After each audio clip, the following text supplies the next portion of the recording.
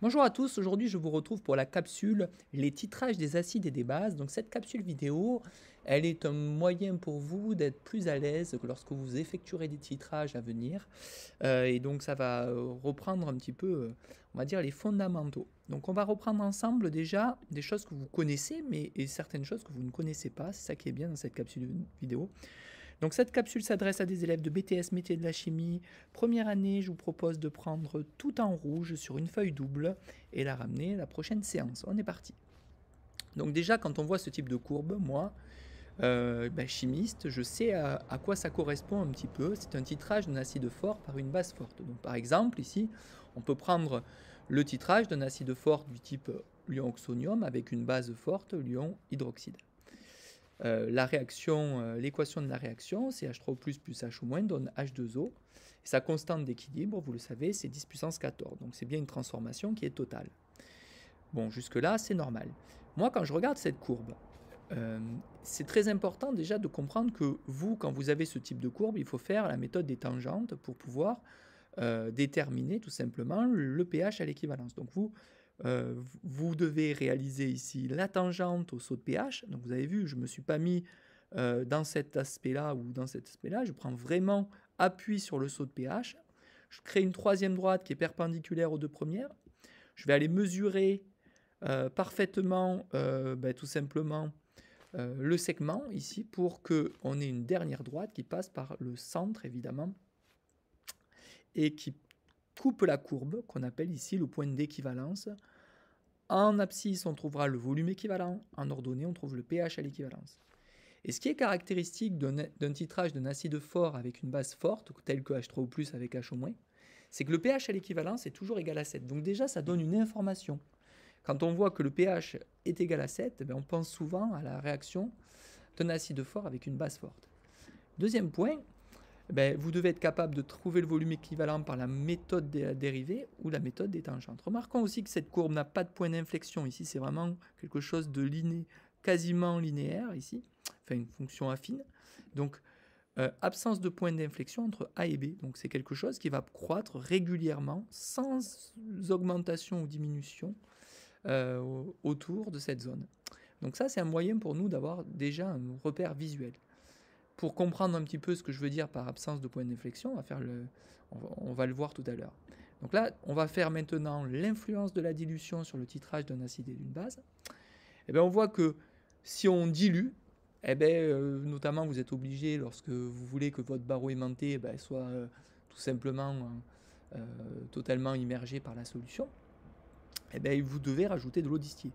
Cependant, on voit bien que l'effet d'une trop grande dilution fait que finalement, on constaterait que le saut de pH serait plus petit.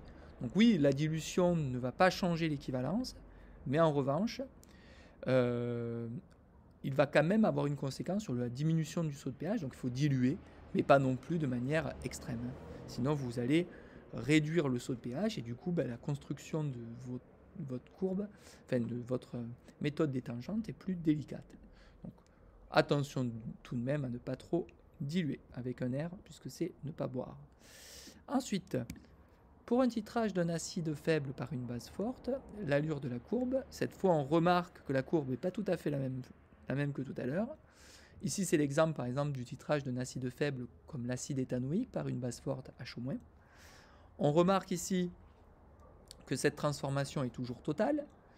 Et surtout, on remarque qu'à la demi-équivalence, donc ça c'est un point très important, il faut savoir qu'à la demi-équivalence, donc si vous avez un volume équivalent à 20, vous allez à 10, et vous repérez ensuite sur la courbe le fait de regarder la valeur en ordonnée pour la demi-équivalence vous donne le pKa. Donc ça c'est un moyen très simple de retrouver la valeur du pKa quand vous avez le titrage d'un acide faible par une base forte.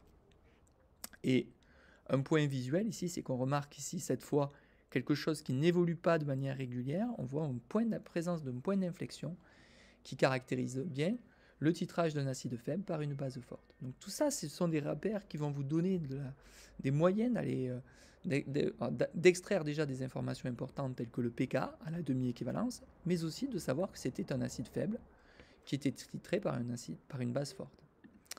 Ensuite, je montre l'influence de l'acide faible sur tout simplement le saut du pH. Donc influence de la force de l'acide titré par tout simplement une base forte. Donc ici, on titre par toujours l'ion hydroxyde. Et on voit que plus tout simplement l'acide ici est faible, plus le saut de pH devient ridicule. Donc on observe que plus l'acide est faible, plus le saut de pH est faible. Voilà. Ensuite, si on considère le titrage d'un diacide par une solution aqueuse d'hydroxyde de sodium, on va noter ici pKa1 et pKa2 respectivement les couples de l'espèce chimique H2A HA- et HA-A2-.